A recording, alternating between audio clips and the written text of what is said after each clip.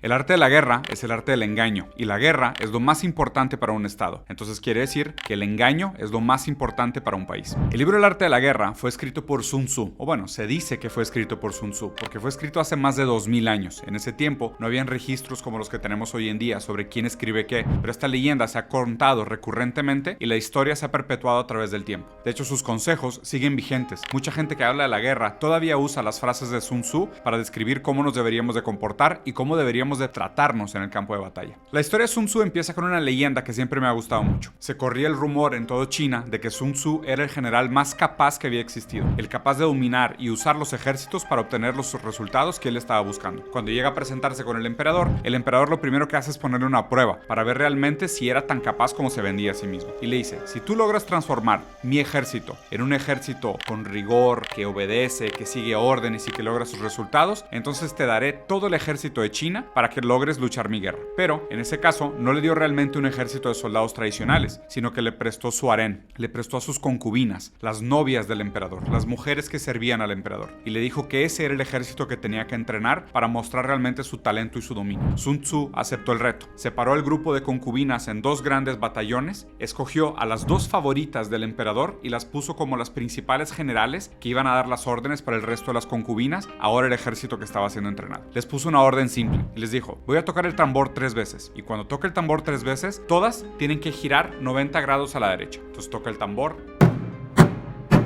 y las concubinas empiezan a reír, hacen ruidos. Después explicó nuevamente, voy a tocar el tambor 3 veces, y al tercer toque del tambor, todas tienen que girar 90 grados a la derecha. ¿Entendieron? Entonces toca el tambor otra vez.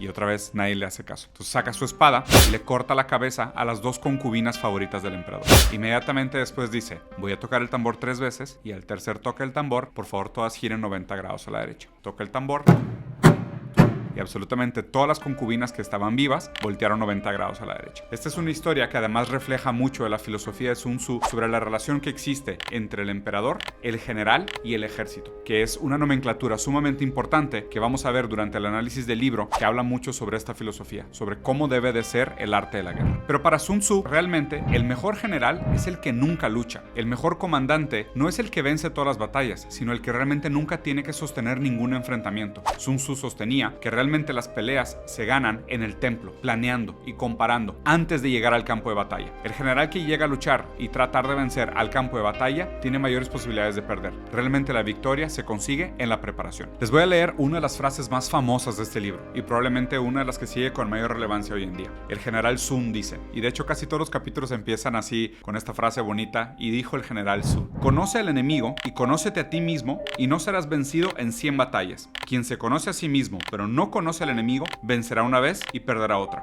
Quien no conoce al enemigo y no se conoce a sí mismo, perderá todas las batallas. Entonces, este libro comparte en lógica algo muy fundamental con la historia de la filosofía. Conócete a ti mismo. Pero no solo conócete a ti mismo, sino conócete a las diversidades y a las dificultades a las que te estás enfrentando. El buen general se conoce a sí mismo y conoce perfectamente lo que se enfrenta. Él va a ganar siempre. El que solo se conoce a sí mismo, pero no conoce a sus contrincantes, ganará algunas veces y perderá otras. Y el que no se conoce a sí mismo y no conoce a los contrincantes, definitivamente perderá. Entendemos entonces que para el arte de la guerra lo más importante es el manejo del conocimiento, tanto el conocimiento propio como el conocimiento del enemigo. Y para esto realmente la victoria se da en el templo, en la planeación de la guerra. Y Sun Tzu nos dice que hay 5 cosas importantes que tenemos que comparar y entender muy bien antes de lanzarnos a la guerra. Estas 5 cosas son, primero, el Dao, que es la armonía entre el soberano y el pueblo. Esto es una cosa que sigue sumamente relevante hoy en día, porque las guerras al final del cuenta son pagadas con impuestos, son pagadas con dinero del erario. La relación que existe entre el pueblo, entre lo que saben que está haciendo el gobernante con su dinero, además el poder que ejerce el soberano y la relación que existe entre el soberano y el ejército mismo es lo que se refiere Sun Tzu con conocer el Dao, con conocer esta relación, estas dinámicas de poder. El segundo punto de comparación para entender antes de prepararnos para la guerra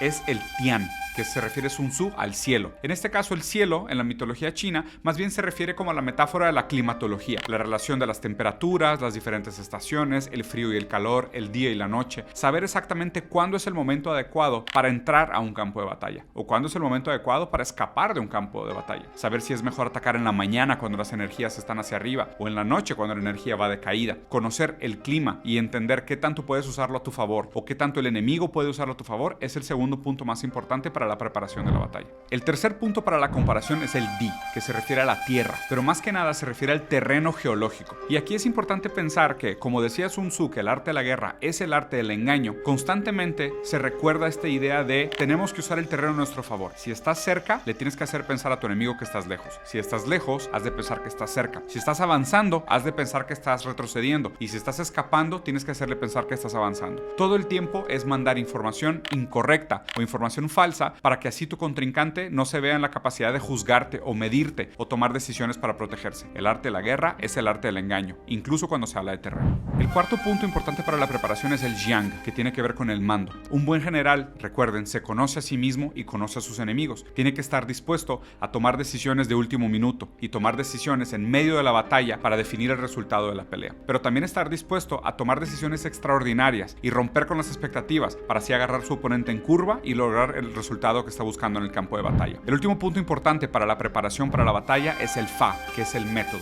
que también habla de las jerarquías, la relación que existe específicamente entre los soldados individuales, los batallones, la retaguardia, la vanguardia, los flancos y el general, y cómo se usan estas fuerzas, cómo se preparan estas fuerzas. De hecho, Sun Tzu históricamente recordaba mucho la importancia de seguir las órdenes con rigidez. Él despreciaba a los soldados con iniciativa y realmente idolatraba a los soldados que seguían ciegamente sus indicaciones, porque en el campo de batalla, a contrario de lo que hemos visto en muchas peleas y en el cine, lo que no quieres es un soldado que se arriesgue, que no cumpla leyes, porque puede poner en riesgo absolutamente todo el batallón. El método es muy importante porque el rigor es una parte fundamental de que el ejército no se sienta como un grupo de soldados, sino como una sola unidad que actúa con el mismo objetivo. Si algo es importante aquí es que uno de los mayores aprendizajes que nos da Sun Tzu es que lo que tenemos que evitar a toda costa son las confrontaciones. Él mismo dice que realmente el mejor general es el que nunca lucha. Entonces realmente desde el punto de vista sun tzuiano, ¿cuándo deberíamos de luchar? Deberíamos de luchar cuando nos fuese absolutamente inevitable. Deberíamos de evitar las confrontaciones a toda costa. Deberíamos de primero tratar de hacer el engaño, la manipulación, romper alianzas, fingir, manipular, pero el último de los recursos realmente es el conflicto bélico armado caliente. El arte de la guerra es un libro que por detrás habla de una filosofía pacifista que trata de evitar la guerra, que habla de la guerra como el último de las alternativas que deberíamos de encarar. Una de las frases más famosas del mundo de la guerra viene también de este libro de Sun Tzu, que es divide y vencerás. Hay tres máximas muy importantes para decirnos cómo deberíamos nosotros de buscar la victoria y dominar el sentido del cambio.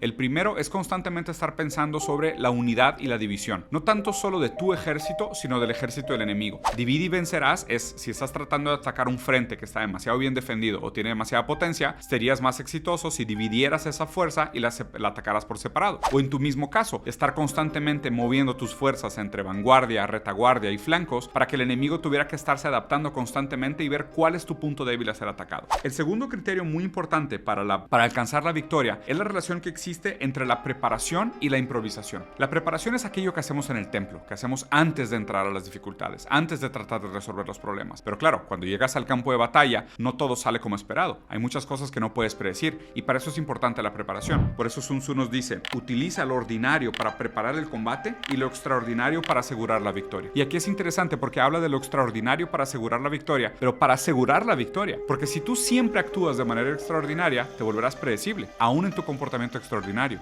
Los hechos y los movimientos y las tácticas extraordinarias funcionan específicamente porque son raras. Por eso es importante lo ordinario para prepararte y lo extraordinario para asegurar la victoria. Y por último, para obtener la victoria, habla de la relación entre lo vacío y lo lleno. Pero en este caso, metafóricamente, habla de lo vacío y lo lleno como lo lleno, aquello que son tus fortalezas, y lo vacío como aquello que son tus debilidades. Entonces, el arte de la guerra, para encontrar la victoria, muchas veces es importante usar tus debilidades como fortalezas. Al final de este libro viene una reflexión muy bonita sobre cómo se debería de comportar un ejército. Y se usa la metáfora de que se debería de comportar como la serpiente Shuairan. La serpiente Shuairan, cuando es atacada por la cabeza, se defiende con la cola. Cuando es atacada por la cola, se defiende por la cabeza. Cuando es atacada por los lados, se defiende por la cola y por la cabeza. defensa. Un ejército, al final del cuenta, tiene que ser como la serpiente Shuairan, en dos sentidos fundamentalmente. Primero, por la relación que existe entre cabeza, cola y lados, por vanguardia, retaguardia y flancos, que es constantemente estar pensando en tu ejército entero como estos escuadrones que deberían de funcionar en coerción y protegerse los unos a los otros y no mostrar debilidad realmente por ninguno de sus lados. Y segundo, por la unidad que existe,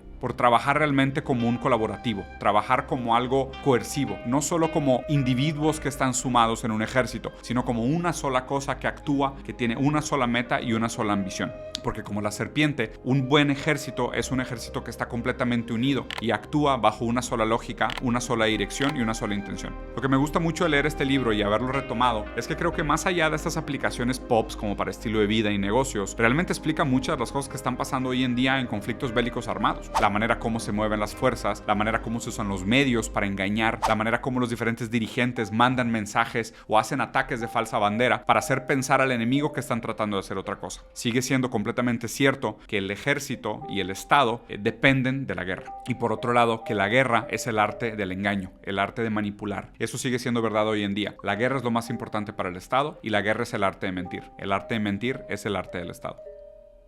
El libro El arte de la guerra es uno de los cuentos que estamos leyendo en nuestro grupo de lectura Confluencia, un grupo que tengo mi hermano y yo, donde una vez al mes escogemos un libro corto, pequeño, para leer solo 2 páginas al día y así desarrollar nuestra capacidad de lectoescritura.